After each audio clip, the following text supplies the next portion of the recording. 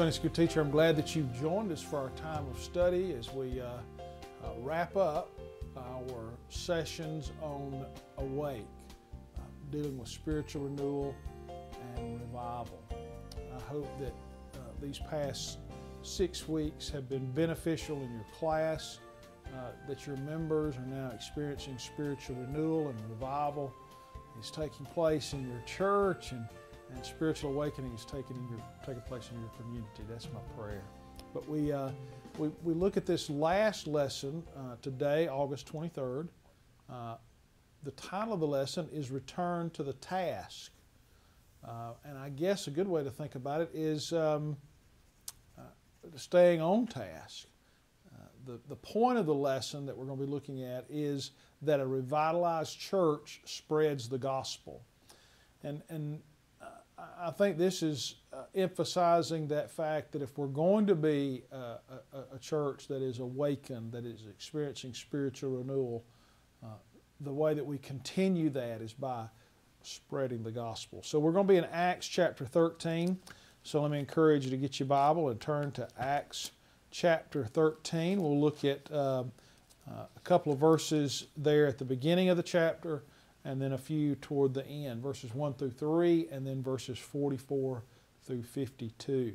Again, the title of the lesson today, August 23rd, is Return to the Task. The point is that a revitalized church spreads the gospel. We're going to be talking about the church at Antioch, and let's talk about some background here for that. The Christian faith spread to Antioch, and it's important for us to know that those who were at Antioch were Gentiles.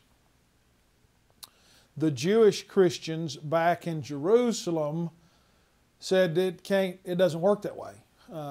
You've got to be a Jew in order to be a Christian. And so we've got to find out what in the world is going on in Antioch. And so they sent the Christians in the Jewish Christians in Jerusalem sent Barnabas to check out what was going on in Antioch. And when Barnabas went there to investigate, what he found were authentic, faithful Christians. And he said, this is real. This is sure enough Christian believers just like us. And he was the one that brought, who we know as Paul, at that time was known as Saul, brought him with himself to help teach those new believers there at Antioch. And of course, remember that at Antioch was the first place that they were given the name Christians. So that's the background to the passages that we're going to be looking at today.